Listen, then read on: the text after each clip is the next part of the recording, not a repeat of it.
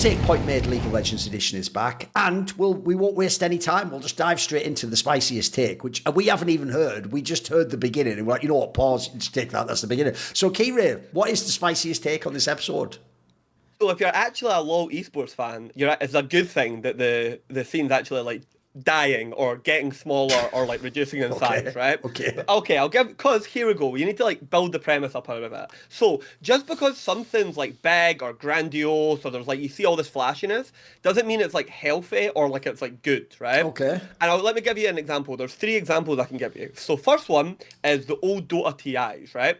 I think most people who are actual Dota, because Dota's my other game, would say that Dota's actually at its best it's ever been, but TI's at its worst because there's no crazy prize money. Right. But the actual overall scene, the teams, the storylines, the narratives, the quality of the game is like some of the highest it's ever been. Maybe the top end's not as like sexy, but it's actually like a pretty good thing. And like you've still preserved some of the qualities of TI. So you took a little bit off the top and everything on the bottom, right? And I would say that like the Dota circuit is like probably one of the best of. The other one is like, this is an old head one. There's an old like Counter-Strike source thing called CGS, right? And CGS was like this massive like source funding thing. Thorin will be able to tell you about it, right? And they pumped crazy amounts of money into the scene. And when it got rug pulled, it basically like devastated like the esports scene and hit millions of other things about it. And another one would just be the Overwatch League, right? Where they just like thingied like loads and loads. I actually think the best period of Overwatch was actually the Korean stuff in the early days, where like the Westerners were going over there and they were taking on Busan and stuff like that. That for me as like an esports viewer was that and maybe the early period was like the best. And I actually think League like needs some of that because all these like fair weather fans and all that, they don't mean shit. They're not actually like real monetizable like human beings. They're only monetizable in the sense of like Korean hype culture, like in terms of like that little specific thing in terms of like T1. But everyone just showing up and watching Worlds just gives you a false sense of security in terms of like how big the actual scene is, right? Shifters is not actually gaining, shitters, whatever the fuck you want to call that team, right? What they call aren't actually gaining that much from all the millions of people watching Faker and all that. There isn't actually that much like great like trickle down. The only people who are really getting trickle down are like the LCK people, and even then it's like tangible at best. If you just seen the reportings, like no one's actually really profitable. So you'll probably find, and this is like the only people it's going to be worse for is probably the players. The players' salaries are going to have to probably come back a little bit. The scale's probably going to have to come back a bit, right? But I actually don't care if there has to be, you know what I mean? You know what I mean? Only 45,000 people watching a stream, and maybe rather than getting paid like 2 million a year, someone's getting paid like 200,000 a year, whatever like the framing is, right? Okay, if the overall quality like of the scene like continues, you still have like a good enough like top team players like come through. Like the crazy thing is about like because Dota has went completely grassroots, right? The number of like insane tier 1 Dota players has actually only went up because of the insane like Europe's turned into like a like. Well, I will say, back in the day, for a long time, if you ever looked at the rosters, they're all the same names. There's loads of new names now. Like, I haven't followed as much the last few years, and I see names like, who the fuck's that? Yeah. And they're like, it's not like they're just hanging. They're winning tournaments. Like, they're fucking beating, like, all-time, like, classics. Like, the team Liquid roster didn't even get through the European qualifier for ESL Birmingham, which, like, they're a TI winning team. You know what I mean? That's unfathomable. So, I think, the other thing is with these metrics getting smaller, it's going to force Riot's hand to break down these leagues or change the league. By the way, in general, you are meaning things like viewership, like financial elements. Is what we mean by getting smaller. Right. Yeah, like, and so like all these things, and then also you're going to have like way less, and this is the thing that really scared me with all the VC money. You've got way less of the chance of you get like the Overwatch League rug pull where it was there and then you like click your fingers and it's like gone. You know what I mean? Because like the VC capital just disappeared. Like for me, like Europe was a little bit less affected, and I think only like really like C9s there. It looks like most of the brands that we've got now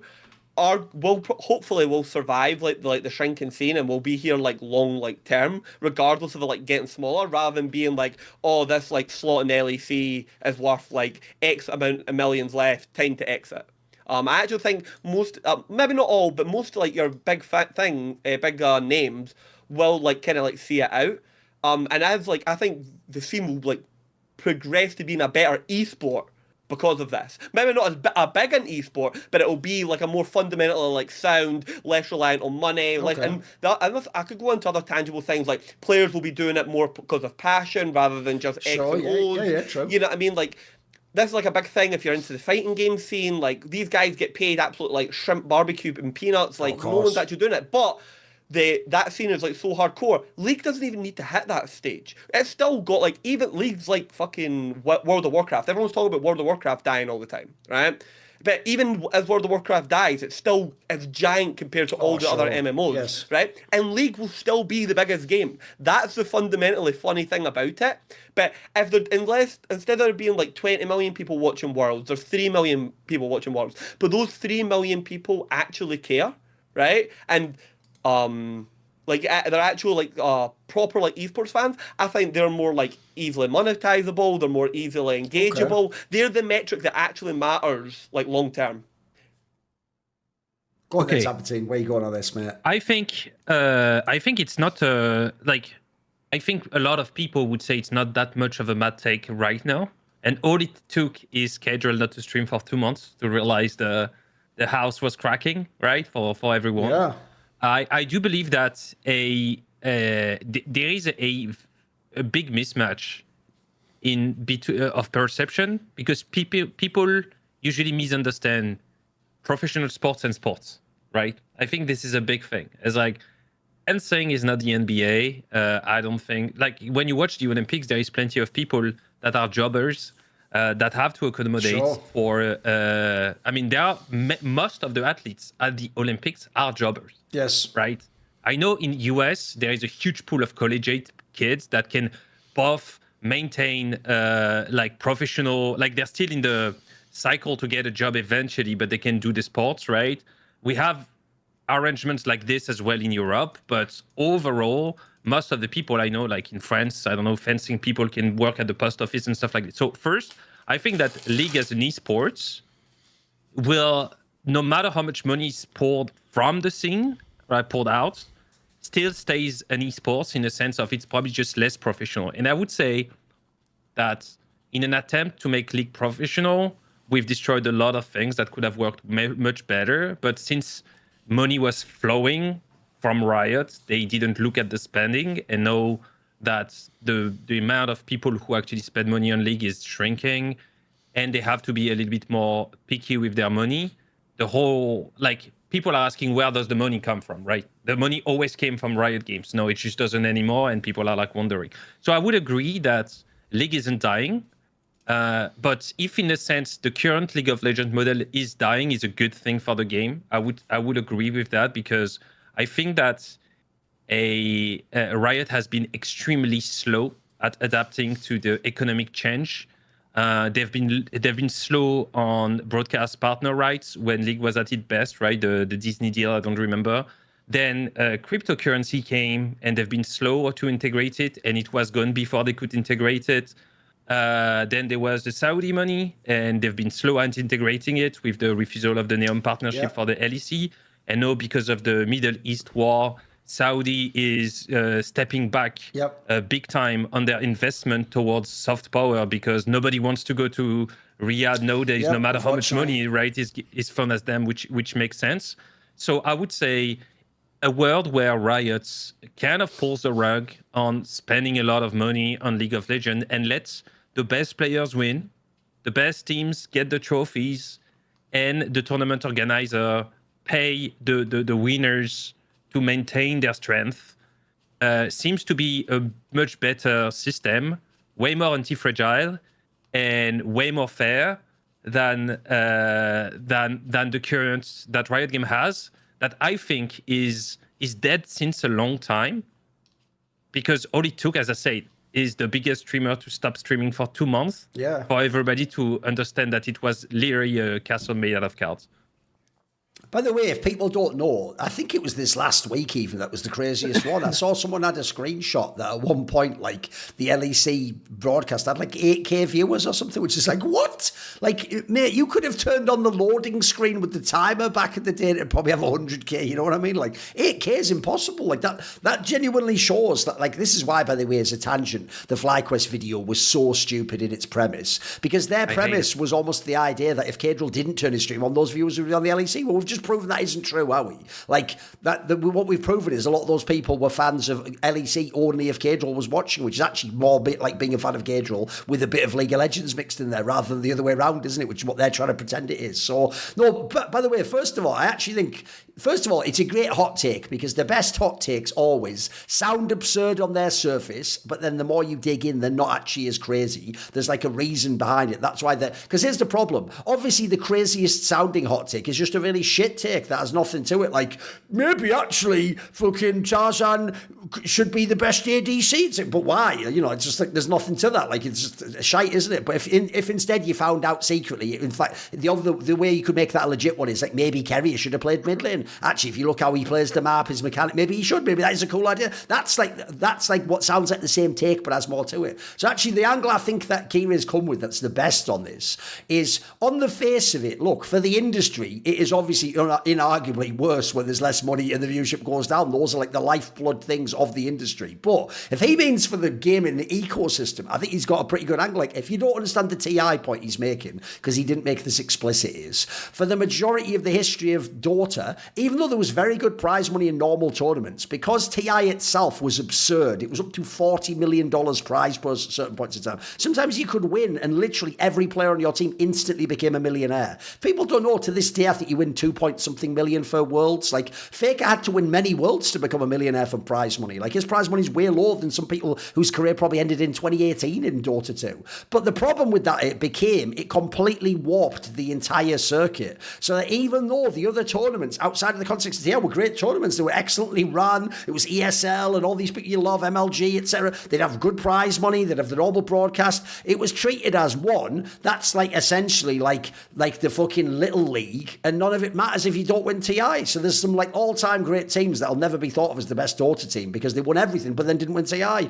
Vice versa, there's teams that only won TI, shout out OG, etc., who in their eras weren't winning the rest of the circuit. That was like different years when they won. So it does make it so that, like, unfortunately, it does fuck the narratives up, and it fucks up a lot of the history of the scene. So I know what he means about that. Like, essentially now they just have a Counter-Strike style circuit in TI, which is more healthy, because now it does matter about being good in the season. It does matter about whether this roster works out. You can't just throw it all away 1 minute before the TI qualifiers and just get into that and then maybe make up for your whole season. Then also the angle of him saying about, like, essentially, this is true, by the way, there's a famous saying that goes something like, it's only when the tide goes out you can see who was swimming naked. That's the famous saying, right? And the point of it is, it's only when things like the money and the fame and power leave that you realise, oh wait, who actually cares about the thing we're doing here? Who was here for money or power or fame? And what you quickly realise is most of the people who leave actually are the ones you want out the fucking scene. Like, spoiler, anyone who's a parasite is going to get instantly the fuck out the industry. The joke is they're probably in crypto now. They're probably in AI shit, aren't they? Like, they're not doing the esports shit anymore. They're gone. Luckily, those people have gone. And the people who've stayed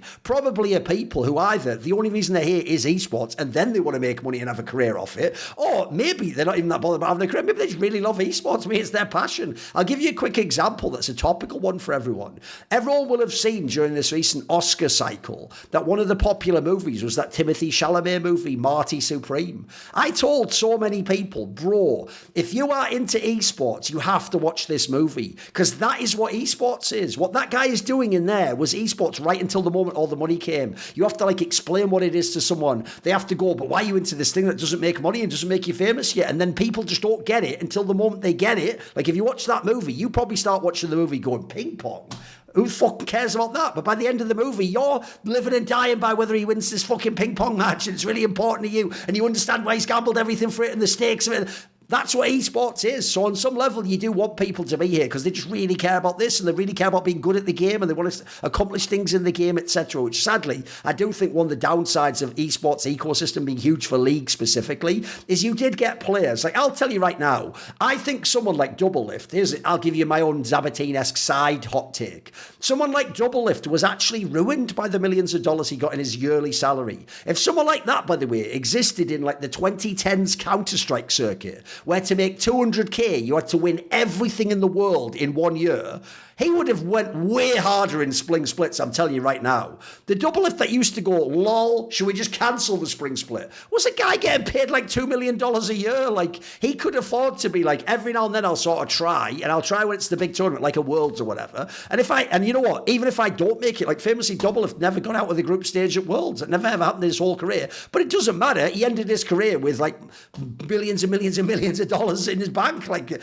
to him, he thinks that was a success. If he'd have existed in the CS scene I was talking about before, he'd have washed out after a few years, or it'd have made him channel his shit and actually be all-time great. Maybe he would have been the grinder that we all want, and he would have actually been some like Caps-esque figure that he probably had the talent to be, but he never put in the effort. So I do think in that sense it is positive. I also do think, by the way, one of the points you're making here, Keire, is this is why some people politically are what you call accelerationists. They actually believe, it's actually a famous communist concept, they actually believe that you should want conditions to get worse, because then the idea is it'll make people wake up to the idea that the system doesn't work and they'll be open to changing the system. I don't know that that works politically. Like, if you see some countries, things can get really fucking bad and it lasts a long time and doesn't change. Sadly, people can adapt. But I do think in esports it works. Like, put it this way, what you guys are referring to, the shit with Keire, in a weird way, Keire not turning his stream on will force LEC to change how their league works. They can't keep the same model. You're already seeing the hints of it, by the way. People don't know why they're like willing to do these homestands. It's because they don't have to pay for it. The people who are the MCoys and the KCs pay for that. So as long as someone else pays for it, they're showing that they're open actually to ceding a little bit of power,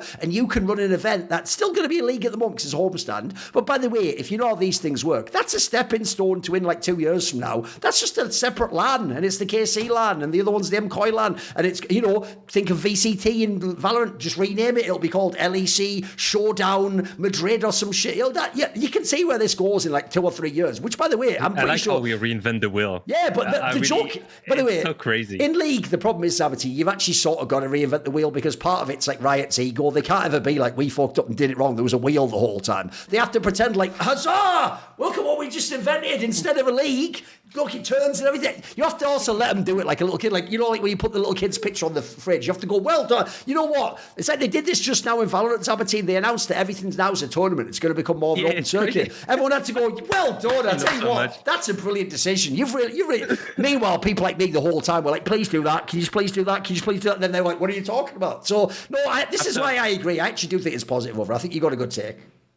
After 17 years, we can finally have the IPL 5. Yeah.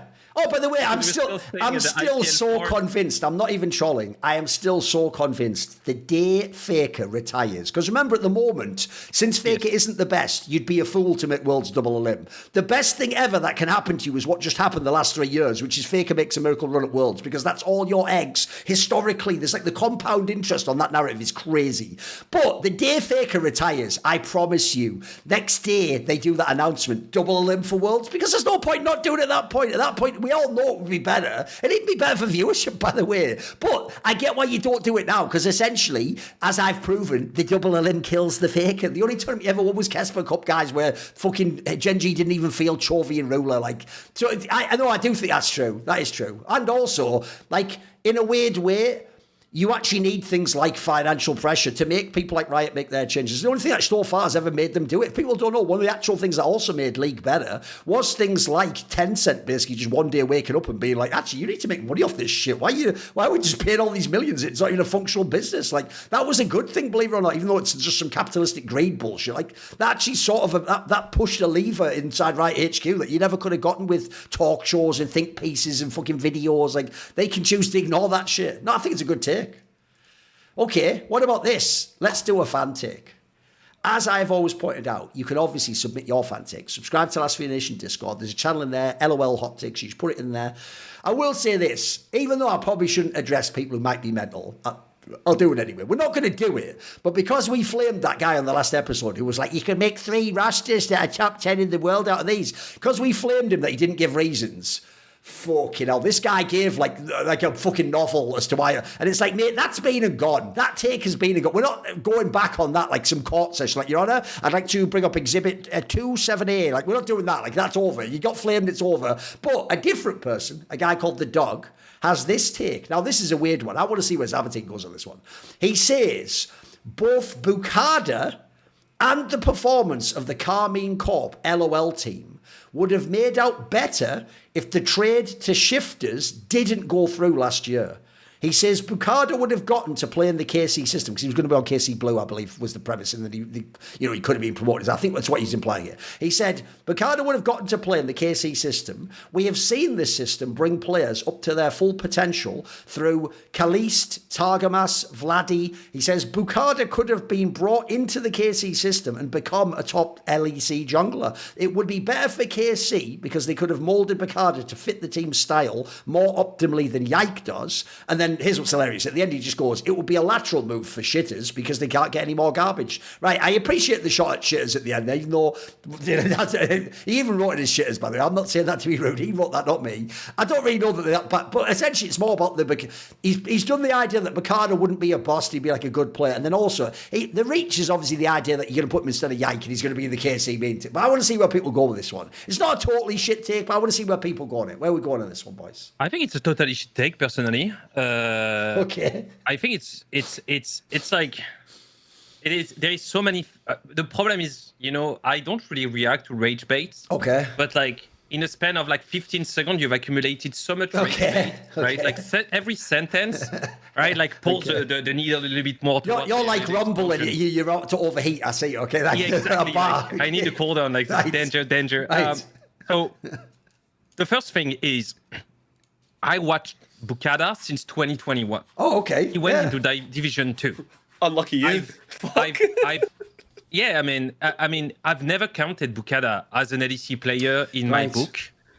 But I think that through sheer hard work, discipline, being a great teammate, doing what you need to do, he has made his way back from Division 2, LFL2, to LEC. I think he was a good, talented player when KCB picked him. One of the best things that happened to KCB is him leaving because they were able to get Yukino, which probably is going to be a very hot commodity in the future, even though his EU Master weren't great. But I think there are other problems in the team. Everybody has seen the potential of the kid on the biggest stage during the winter split. So for me, it's a no-brainer that Yukino, and for anyone who watches League, Yukino is an upgrade to Boukada. So it's much better to have Boukada than Yukino. So it would be bad for KC, first. Second, as per Boukada, the only place he has shown good performance above his average that I've seen about during the last 4 years was in SK. He was not in KCB, where he was overplaying, losing a lot of plays, right, doing exactly the same things that he gets punished for in shifters. He was doing it in KCB. And I'm watching the LFL, right? I'm co-streaming the LFL, so I watch all that games. So maybe in SK he could have done better. Like, who knows? Like, Skin is doing good. But I believe he would have never been except with a major breakthrough in his playstyle and level, he would have not made to the LEC team of KC. He would have probably been sold to another LFL team, and his name probably would have been, diluted in the pool of decent/good junglers we have, like the Douglas, right, and stuff. Especially when you see these days that a lot of players are improving in the jungle, like Isma, who was borderline like dropping back to the LFL and now is like consistently able to deliver LEC level of performances, still has flaws. But so I think that the discussion around the transfer of Boukada is like the tree that hides the forest. I don't know if people say that in English, right? But it's like it is like Shifters has a massive problem of direction. I think KC has way too many talents to pull them into their main team already, because they'd rather pay $500,000 for Kana than bring Mainter on the main stage and decide to sell him. And they're probably going to have to do the choice between Yukino and Yike eventually. And they're probably going to have to make a choice with Panda, who is in their Division 2 team. That's a genius at the game. And they're going to probably have to decide whether they want to keep Keire or not. or promote. So I think that it is terrible for a player to be just a shuffle money, and it's much better to be at the center of a sports project when you're a player like Boukada. And it's much better. Like the best performance he had in terms of consistency was when he was at Team Geo the year before he went to KCB, because he was playing with Prime, and he was able to consistently, with the same set of teammates, with a management that trusts him, he was able to grow, and he was actually one of the best jungle sup synergy in the LFL. And I think that all these shuffles have destroyed his career beyond repair after he made everything through sheer determination to go back from the LFL2 to the normal circuit. So I'd say it is for the worst for everyone, but saying that if this didn't go through, it would have been better for Shifters and KC makes absolutely no sense. I hate the take. Sorry. All right, mate. See, here's the thing, right?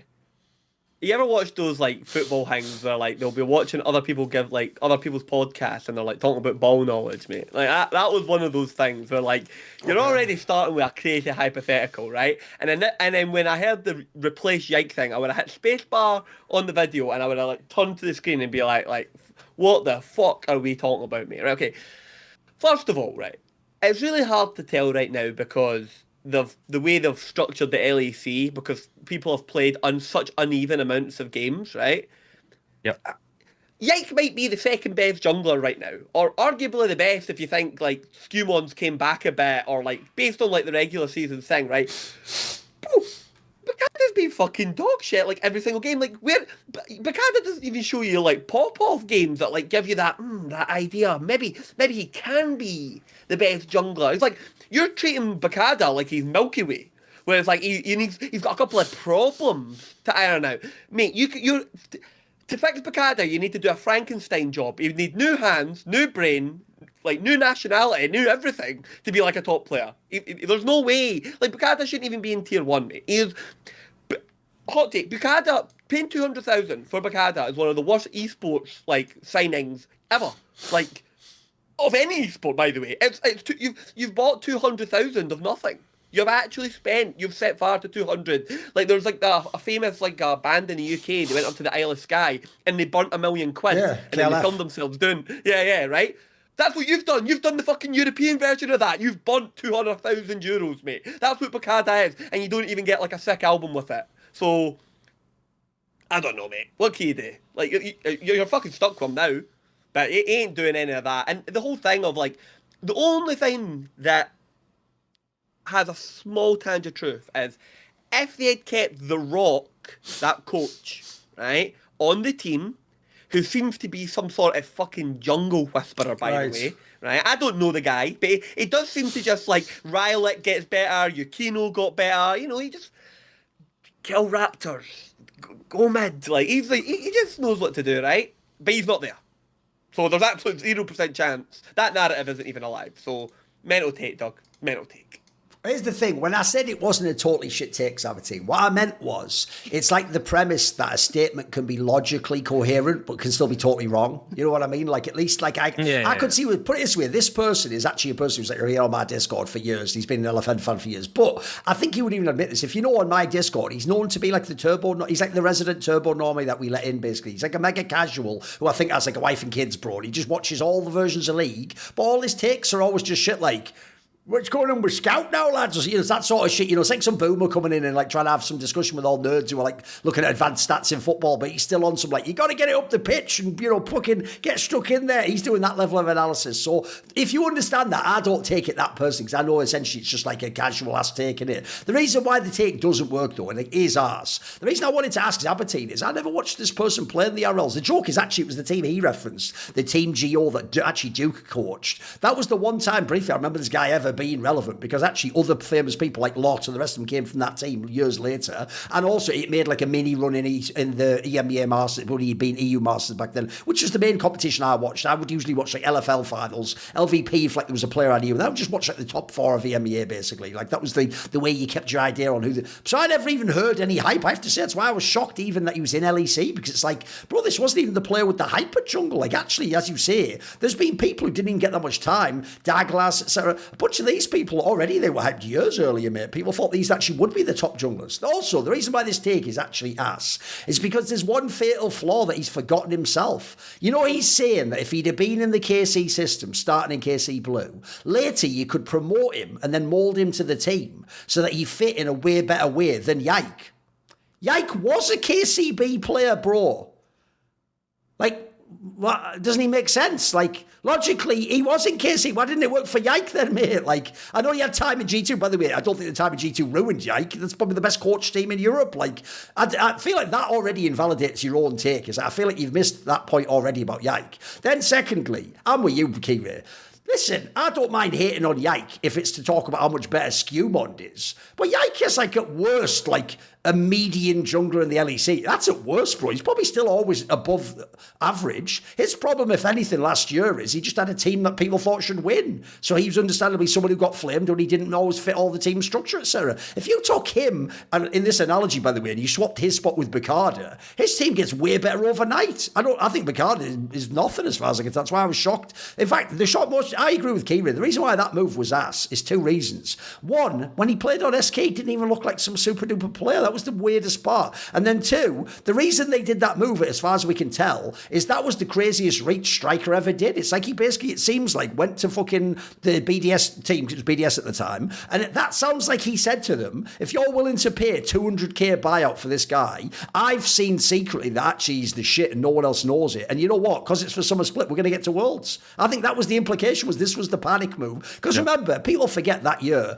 BDS started out like all right. They just kept losing a lot of close games, if you remember, and throwing a lot of games. So I think to them it was like, you do the right move. But the problem is that was like an enormous reach from Striker, and it obviously did not pay off. And I think actually in Shifters, I'm with you, bro. The weirdest thing about this take is it almost implies that Boukada's still like a secret hidden gem in Shifters, but they're not using him the right way and they don't have this magical KC. And then lastly, I'm just going to bring that detail up. What on earth is this KC system you are talking about, sir? First of all, the KC system, if anything, has made players that aren't good at LEC level, shout out the first KC team, look really awesome in the RLs who weren't good in LEC. So I don't really know that there's some development. And then secondly, he gave three names then. It's like, fuck right off, mate. So the three names he gave was Kalist, Targamas and Vladdy. Now, first of all, Targamas even worked in G2 outside of KC, but I'll give you that. He is a bit more of an idiosyncratic player. I do think there's a reason why he's been able to find success again when he came back to KC, because they understood him and they put him with Kalist against her. That one maybe I could give you. The other two, you're now trying to give credit for how good Kalist is at fucking ADC and Vladdy is a mid laner to the KC. Fuck right off, bro. That would be like saying PSG gets the credit for how good Mbappe is.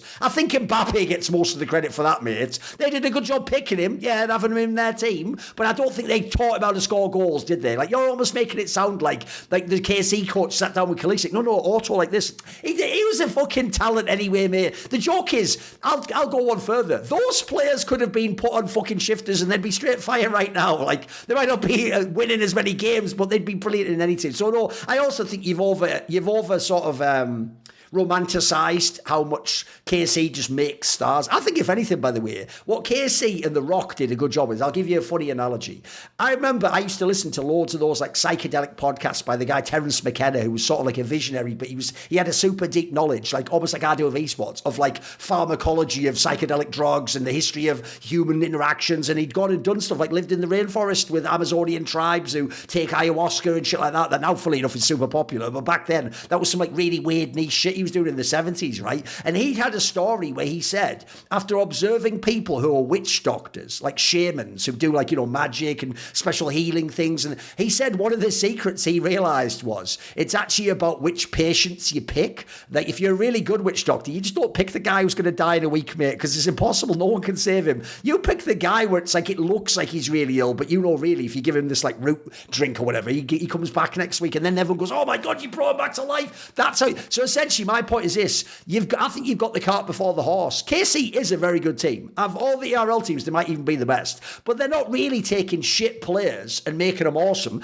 They're picking the really good players. Their best strength is picking the players. After that, they craft them a little bit. But as I'm saying, you're making it sound like Kalist came in the door 5 out of 10 and left a 10 out of 10. He came in the door 8 out of 10 and left a 9 out of 10. You know what I mean? Like, come on, bro. You've gone too far on that one. But at least I appreciate the effort. And Remember, that's a boomer trying to operate. He's like, where's my phone? How do you turn the clicker off? He's doing that, like just give him a break. At least he's trying. Now, he was wrong and he gets nothing for it. But you know what? If he'd have been right, he'd also get nothing for it. That's just the nature of opinions. Anyone can say anything on the internet, as my career has proven. But did you know if you play at Prize Picks and you are right, you can get paid? Now, isn't that a cool premise? So, Prize Picks, by the way, if you're American and you're wondering, they are available in 50 states. So, a very good chance you can play, assuming you actually live in the United States of America. Also, they have loads of the sports on there. Like, obviously, right now, basketball's the big thing, isn't it? I'm watching it all every night. You've got hockey and stuff like that. Like, basically, what you do is it's very simple. They just give you a bunch of stats projections for players. You pick a few of them. Only has to be like between 2 and 5, I think. You set it up. After you've done your first $5 lineup, you will get $50 in lineups by using the Prize Picks app and using Hot Take LOL as the code. And it's just really easy. All you basically do is on the stats projection, it'll be something like this player makes this many points, this many 3-pointers, this many. You pick the stat you're interested in. Maybe if it was like Wembyana, you'd pick rebounds. Maybe if it was Jokic, you'd pick assists. Maybe if it was SGA, you'd pick points. The point is, it'll say, like, he has 26 points tonight. If you think against that team he gets more, you just pick more. That's all you do. And if he gets more, you are right on that one. And also, they've got loads of little things built in, like you can actually even just copy other people who have winning lineups. If you think they're doing a good job picking them, you can copy their lineup for the next match. You can share your lineup with your friends if you want to like flex on each other and be like, I'll pick these people, I'll pick these people. It's really easy, got a social component to it. And it's also got little things built in there. Like, for example, they have like an early payouts thing where if your player does really well in the game, before the game even ends, you can actually just get a payout. So it is simple. Download the Prize Picks app today and use code HOTTAKELOL to get $50 in lineups after you play your first $5 lineup. That's code HOTTAKELOL, all one word, to get $50 in lineups after you just play your first $5 lineups. Okay, thank you to Prize Picks. And let's continue on. So, Zaboutine, what is your take for this episode? I have a take about European League of Legends, and we keep speaking about junglers. Okay. My take is the following. As of now, and probably for the first time in the last 5 years. I'm scared right now. Come on. Elyoya and Razork might not belong to the top 5 best junglers. The first question I'm going to ask, name your 5.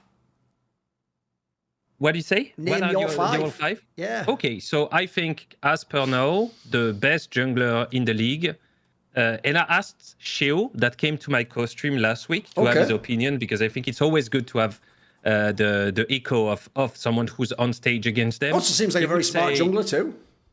Yeah, he said the first one that's the hardest to play against as of now is Linsas.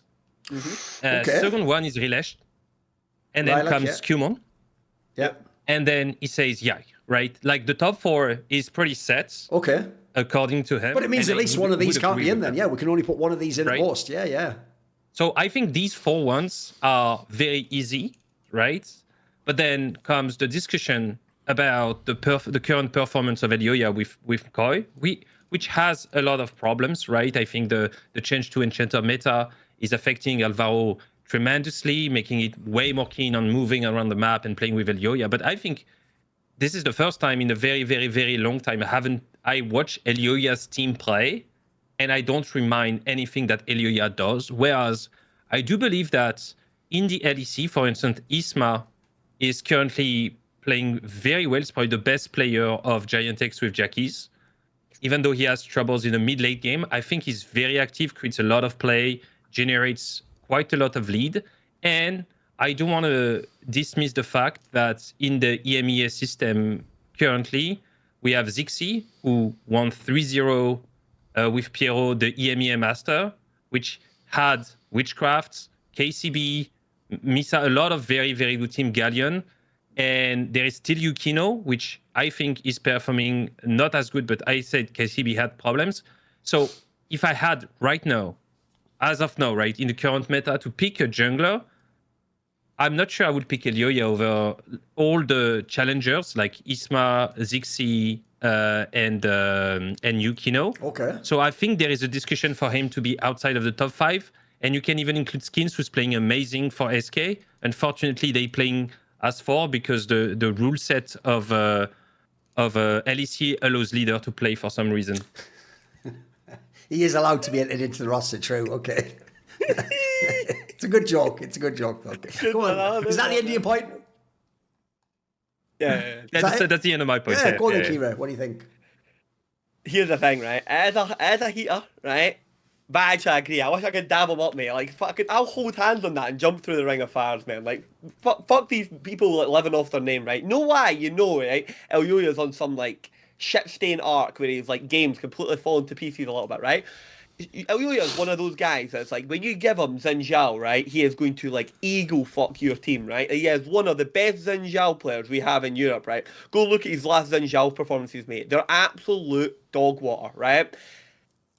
Xin Zhao is like, in my opinion, with Enchanters, like one of the Z tier junglers. He's like one of the like force multiplier junglers, along with like Pantheon, the Fury, Vi, probably.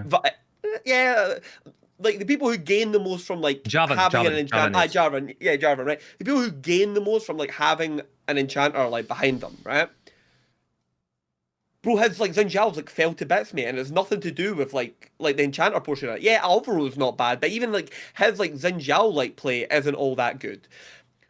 Jojo Pion is like the most consistent player. He's actually like doing like hero plays and that all the time, every single second. You can't even argue, by the way, that like, oh, Jojo's getting himself in positions, that Elyoya's having to bail out, which is usually when his mid laner plays to a style that doesn't suit Elyoya, that's when his game falls apart.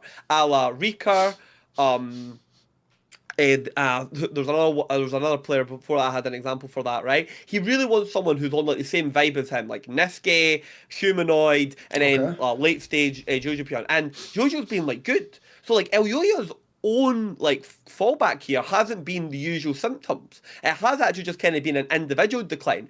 Yes, Alvaro has taken a massive step back, right? But when Alvaro's been a streaky player in the past, it's not really affected, what do you call Elyoya's gameplay. Like, Alvaro was, like, streaky as fuck during, like, spring 2024, I think it was. And Elyoya was, like, a candidate for the MVP.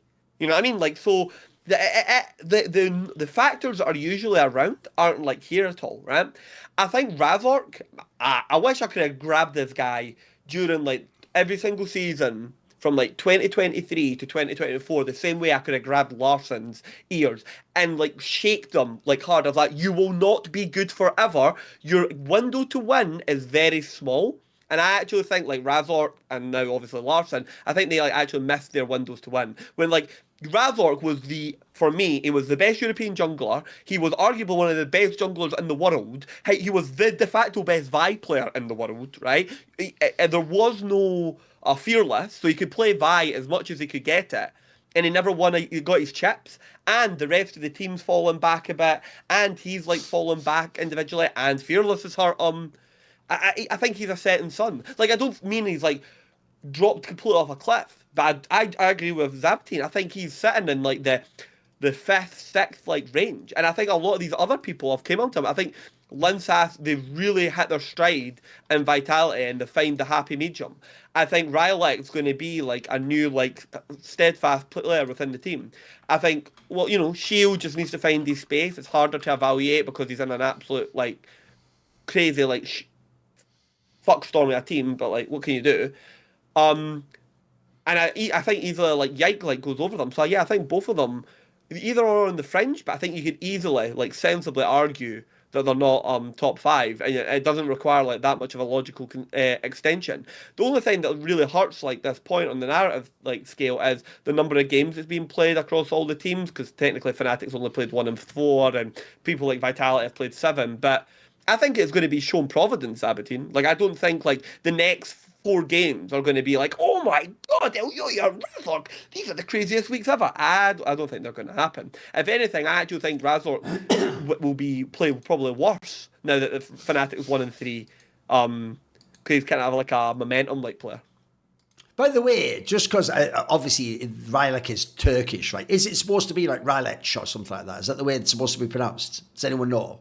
We just say Rilesh in French. Oh, right, I don't know. Fair enough. It's hard to know because I just know everyone on the broadcast says Rylek, so I just said the same thing, but whatever. We'll just go with what it is until he confirms otherwise. Right, the thing with this take is, I do agree with it, And I do think in theory, you know what, actually, it's a good hot take in this sense. Again, if someone just looks at the take without thinking, I think immediately the idea that like neither of them, or at least one of them, isn't even top 5. That's the thing. It's not even that they're not elite. They're not even top 5. Like, that's huge, especially because when I think of the names you gave, Linchas is the obvious one that immediately someone's going to bounce off because he's just got an established reputation of being a bit like meh for the last couple of years and he didn't work out. So if someone hasn't really paid attention to the Vitality games this season, it's not an exaggeration. The reason their team is so good isn't just one or two players. Every single player is way better. Like, even the Fleshy guy now has these Bard games that are like, where was this guy in the past year? Like, what the fuck? Like, so actually every player in that team is better and collectively. So I could give you that. Like, I'd certainly see a lot of games where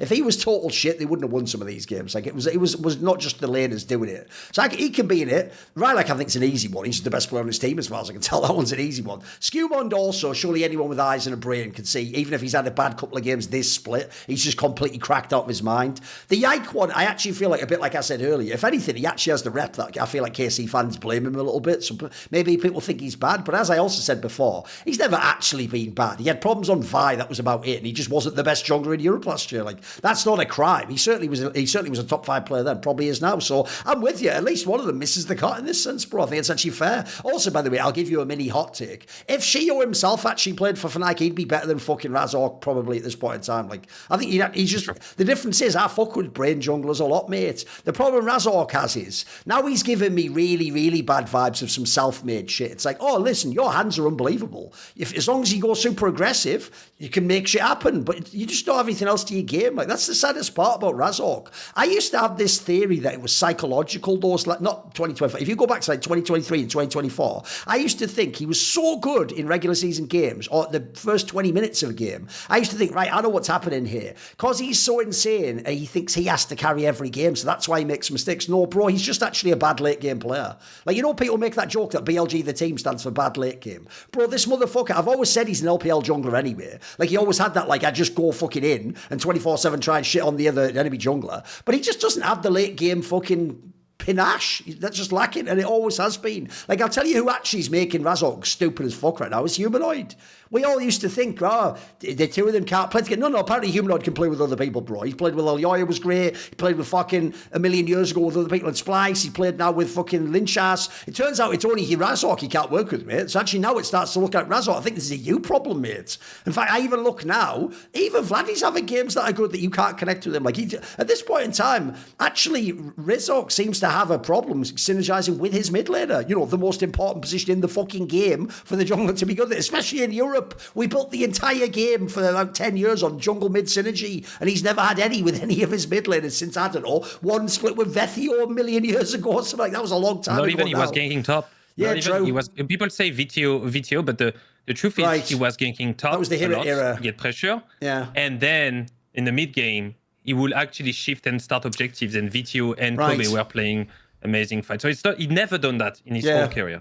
So sadly, I do feel like, yes, I'm with Keire. The Razork period has come and gone because he just didn't show more to his game. And now he's just had even issues working with teammates. So I'll even put this out there. Like, I guess I actually think that, like, Shio would be a better player at this point in time. He said she was probably a slept-on player. Then the Elyoya one, I'll tell you why Elyoya will get away with it and where Razork never will. Is because the whole perception of MCoy is it's his project, isn't it? The idea is like, it's almost like the marriage is him and he's the dad and fucking Melzet's the mom in this analogy.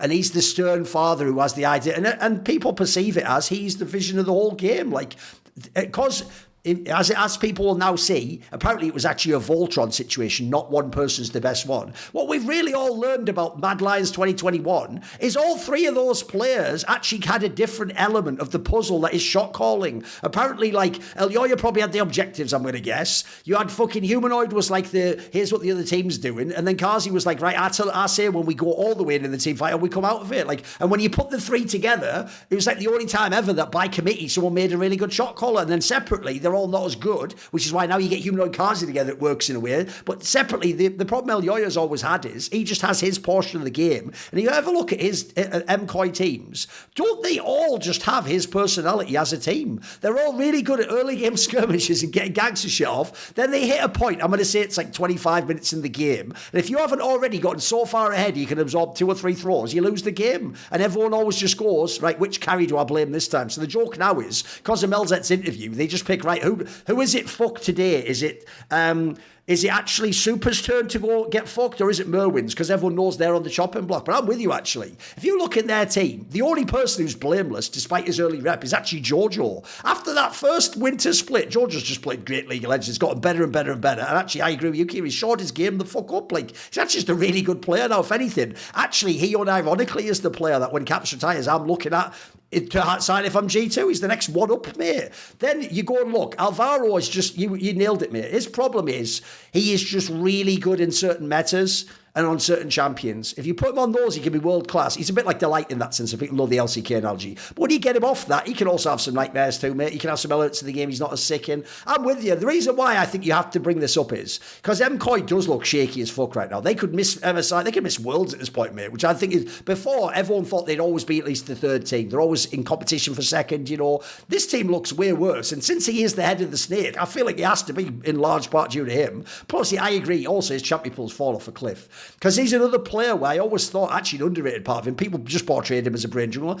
Actually, first of all, he never had great late game macros. I don't think you get to be a brain jungler if you don't have that. And then secondly, I always thought his hands were actually one of his best qualities. Like, as you say, mate, he was mega at fucking dueling people and all that shit. Like, that was one of the dopest parts about his game. Some of that's even fallen off. You're right, he's got a few champions now where you'd think it should be right up his alley, and it's not that good, actually. Actually, I like this take. It's one of those ones, the more I think about it, the more I like it, actually. It's pretty good. Especially because the spicy part is, we're putting Linchas above both these people, and these people were all LEC pro type players for 4 years in a row or something. Like, it was pretty established, yeah. Okay, my take now. All right, here we go, boys. Are you ready? This is why it's a hot take, but you're going to love it. My hot take is this. This is the one split where G2 doesn't get it together. I know you're all thinking, Thorin, I've seen this a million times. You're doing it again. This is like T1 at Worlds Pro. You just don't know ball. When it comes around, you've got to realise, you know, they don't care about LCK. When you get to what, so you're thinking the same thing. Thorin, you've seen this before. You even saw this last year. You saw this even at times in the last split. G2 can mess around a bit. They can lose a few games. In the end, they win just enough games. They get to the playoffs. In the first playoff game, they look better. And by the time you reach the upper bracket final, they're the best team. They probably just win. It's hard to beat them twice. And they probably just win the split again. They go to MSI. If anything, at MSI, they're even better. They challenge someone. You know, we've all seen this story before. Here's the thing, though. I actually think, and I'm willing to be completely wrong and be nailed to the cross of LEC on this one. The reason why this time I think they don't get away with it is because, bro, when you look at any of those past splits, it was usually things like one or two players have either a champion pool issue or they're just playing below their par. So if you go to like a past split, Broken Blade was a bit ass, you know. If you go to past years, there would even be times in the regular season when Caps was just mid. He was just like, oh, he's just all right, you know. He's not really Caps, but he's getting away with it because he's Caps as long as they get in the playoffs. Who gives a shit, right? By the way, when you've been in like every LEC final and won almost every single fucking one, no one gives a shit what you do in a group stage because at the end of in 2 months from now, you get to go, who cares? I look at this trophy. Like, if you look at their team right now, bro, there are so few players playing anything close to good in this team right now. Like, I actually think the joke is Caps might be one of the only ones. He's had a few players that were pretty good. If I look at the others, first of all, the most disturbing one after the first stand, which was an epic performance, is Skewmond himself has had some games that were just trash. I think he's only had like one series, maybe it was like, what, the SK series? So he's had like one series I thought he even looked good in. Like, he's looked really off this game when he's come back. You think of some of the others, Broken Blade's had some nightmares. He's had some games where it's just like, holy fuck, bro. Like, by the way, I'll say this for the millionth time. One of the weirdest moves I've ever seen was that thing last year where they brought Alfari in to coach this guy. He looked way better. Then they let Alfari go to Vitality. Guys, has anyone noticed that Vitality now is like the best top player in the league? Bro, why isn't he on the coaching staff? That seemed like he was the fucking Broken Blade whisperer. So Broken Blade's regressed. I even think Hans has had some up and down games. Labrob's been all right. Like, this looks like the most soulless G2 I've ever seen. And I don't even think it's that thing, which I did think sometimes. In the past, one of the things I do think is, I think, for example, in BO1s, they just draft differently than they would in a BOX series, you know, so I don't worry that much. We're in BO3s the whole time now. Like, actually, it just looks like, I have a theory about coaches. This is a radical logical take here, Zaboutine. I try not to assume by default coaches are cretins who know nothing that I, just scanning a webpage for 5 seconds, can figure out. So what I do is, if I see a coach draft something that doesn't make sense, but they do it consistently and in a way that seems to have a methodology, I just assume that they had inputs that were correct for that decision, even if the outputs weren't a win. So for example, if you know when everyone goes, why didn't they just play this champion? It would be so good. Probably because they try it in scrims and that comp never works. Like, that's never won a game. It's never secured an objective. It's given up every Baron. Even if, by the way, sometimes the nightmare is the player might even be insane on that champion. I think something's in jungle all the time. They might even be insane in that champion in solo queue, but they just can't make it work in a scrim. Like in every scrim, we just get our ass handed to us. And even though this might be like some ganking jungler, believe it or not, put him on fucking Sejuani works better. We actually win the game, even though he gets to show none of his hands. Like, I think when I look at even some of their drafts, bro, I'm sort of worried. These don't look like you're just experimenting, like you're lol, you're fucking around, hey, we can do whatever we want. This actually looks like you're trying to adjust to whatever's going on in scrims and after first stand. It just hasn't worked. So, look, realistically, it's very hard for them not to make the playoffs. So 6 teams make it. They're probably going to grab at the 6th spot, etc. But I actually think, and this is the final detail, the reason why I think they're not going to get away with it this time is because, bro, we've got so many good LEC teams now. This might be the best LEC split. Here's a hot take, maybe ever, bro. Like, we've had teams that were close, you know, the Miracle Runner. No, some of those teams were just whack. That was usually when the top teams came down, everyone gathered in the middle. Think about the teams we have now. On their best day, Vitality, by the way, I want to see them go international. On their best day, I think they can upset teams. They could fuck up a Fear-X type team or a GD. They could get a win off them, man. I tell you, their ceiling is really good. You think of Na'Vi, the most telegraphed team in the league, but if they get ahead of you early, they've beaten a lot of fucking teams. You go down the board, mate, I actually think LEC at the top end is really strong right now. So unlike past season where if you G2, you had to fix your problems, and then realistically you had 2 teams that could beat you in the playoffs. And unless they beat you, it was usually Fnatic could be the S or something like KC, you know. I think now, if you're on the wrong day, like if Skillbone turns up on a shit day, mate, Rylock can get him. That can happen, that you can get beaten in that way. So I think this is the one time they don't get away with it, and I'm willing to just be an idiot in a month and a half or whatever it is. I would say I don't think they're going to miss international tournament. They might not win LEC because I think the contenders are pretty strong. One thing that I still like, the force that pulling me back away from your take is the fact that whenever they secure a lead, like good teams, when they get a lead, it's very hard to come back, right? They kind of never fumble.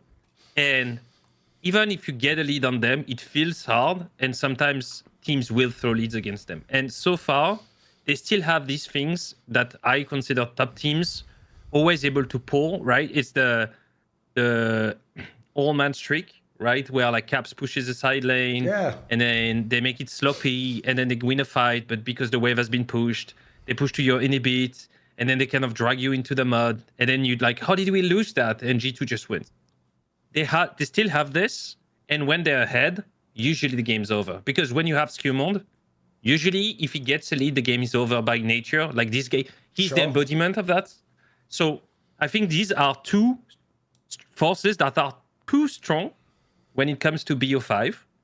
On top of, I think that G2 staff is glazed for many things they aren't, but if there is one thing they are absolute masters of, is drop prep for BO5 domestic league. Absolutely.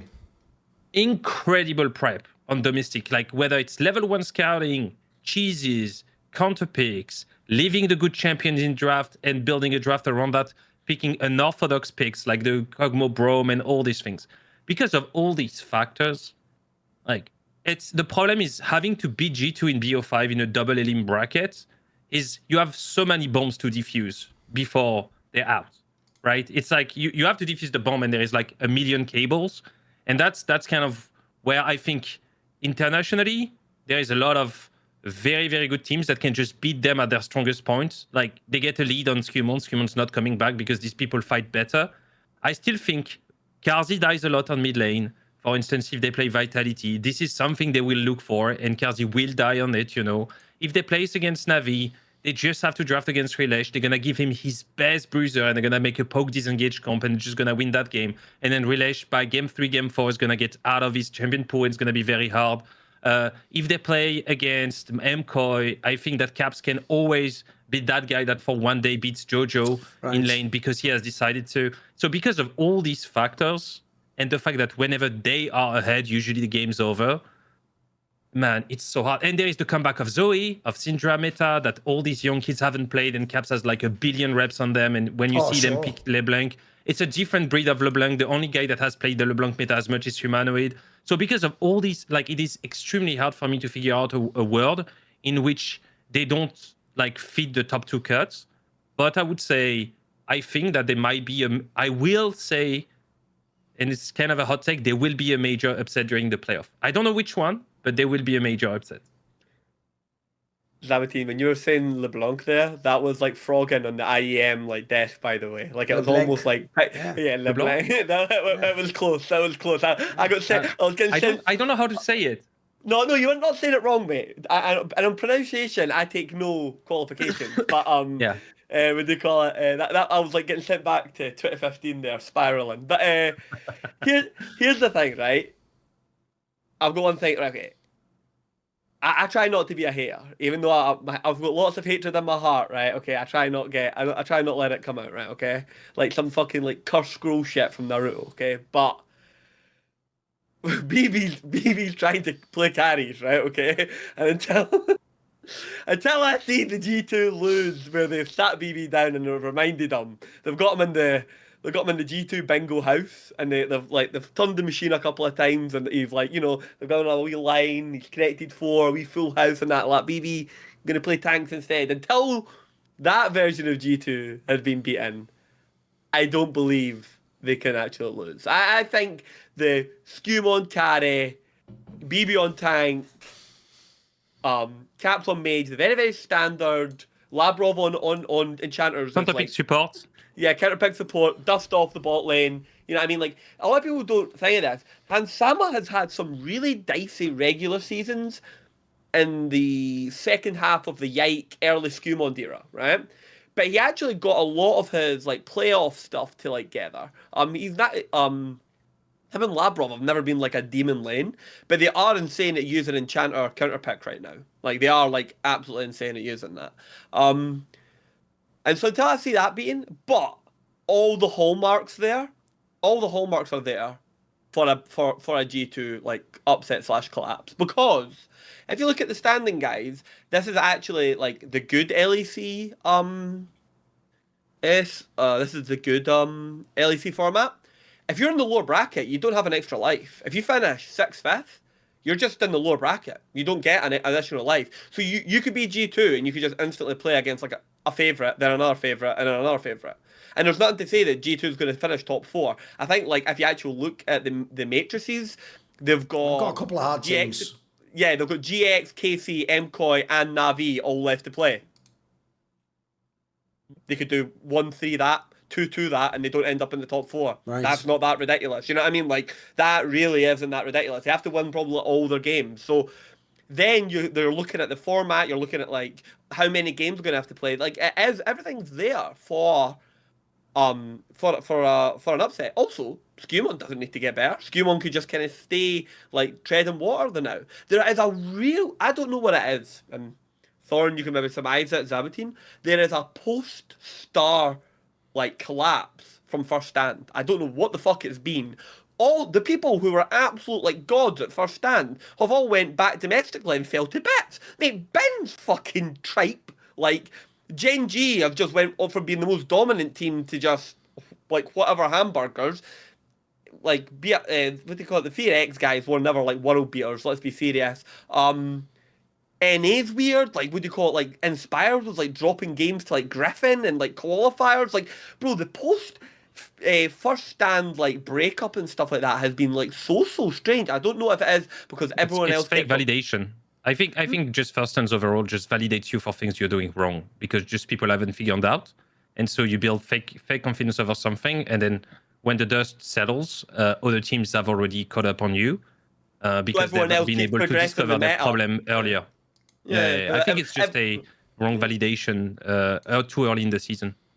Yeah, that could be fair. Like you're stuck at first stand with all these other teams, and you're all just like playing this meta against each other, whilst everyone else is like progressing it. Like that, yeah, that makes sense. But the star collapse from like first stand has been weird because like, and here's the thing: Skewmond on some of these games, like what Zaboutine's saying, he looks like himself. Like he looks like when he gets the lead, he just takes over the whole game, right? But it's like Skewmond's like not himself. And it's like they're trying to like unleash this BB carry version of G2 that's just never worked. I always told you, should have got rid of BB, even if they did win the LEC. Should have been on that stuff.